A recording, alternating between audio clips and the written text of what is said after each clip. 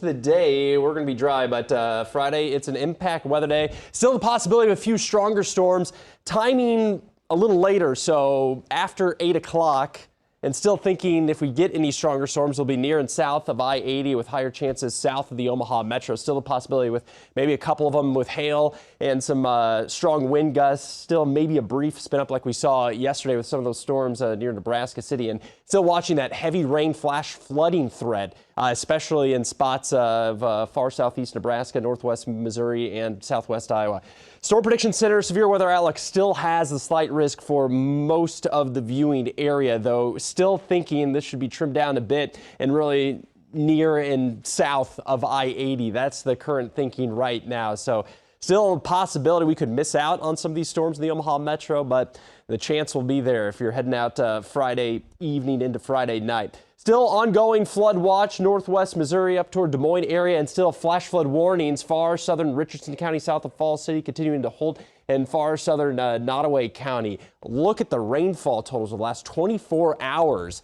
This little splotch there, Falls City south, likely 2 to 5, maybe some isolated spots. 6 inches of rainfall, that swath extending just south of Maryville. And you can see this pocket here in Nebraska City Airport there picked up nearly 4 inches of rainfall yesterday afternoon and evening. So it's a very heavy rainfall. So again, if we get some of those storms down south, could lead to more flash flooding in areas. But Eppley Airfield picked up just shy of 0.2 of an inch from yesterday's showers and storms. So some lingering pockets of heavy rain just south of Maryville right now. Those are on the way out. Some decaying showers off to our west. In the meantime, Super Top 7 radar showing not a whole lot, but this is some of that low-level moisture spitting out some of that mist and drizzle across the metro area, dampening up some of the roadways as we look over Blair High Road and I-680, so visibility down a little bit. Temperatures generally in the 60s. Again, reporting some of that mist and light rain at Eppley at last check. So 12-hour forecast still could see some visibility reduction.